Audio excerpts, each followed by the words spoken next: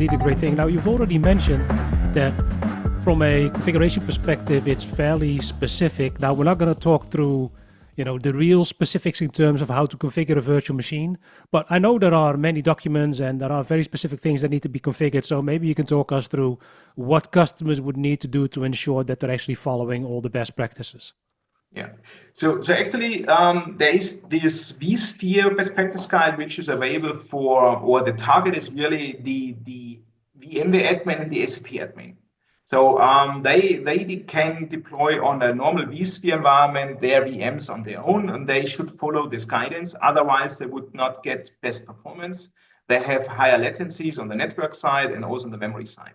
That's let's say a customer focusing document. There's a second document out, which is also customers can definitely read, but the focus is for the hardware vendor. So in this best practice guide for the HCI solution, we basically explain our test environment, our validation, and our findings. For instance, we define which kind of policies you can use. For instance, with OSA, we had to turn off compression.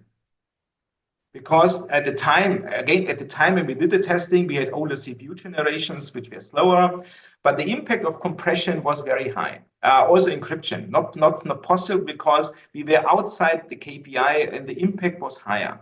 Now with ESA, we have found out, hey, we can turn on compression. Even with compression on, it's faster because you have to write less data on the disk. So and again, the capacity of the CPU is so high normally, you simply don't notice the difference on the CPU consumption, which we need for the compression. So these are things now available, so you can even put more data on. Again, we have a much faster, more capacity. At the end, you have more capacity normally than needed or required. But these kind of documents are available. We have a document again for the hardware vendors mostly, but customers can also read it. Actually, I'm currently updating this document, the vSAN specific document, because I was very eager to get the ESA stuff done, and I would like to have this 4 VM spec in place. But now I have all the material and the good state which I want to document, and this guide hopefully gets published within the next 2 months.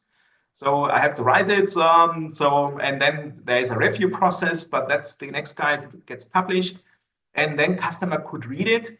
But again, a customer cannot deploy on its own the HANA databases. They can deploy any NetWeaver, so the application stack they can put on.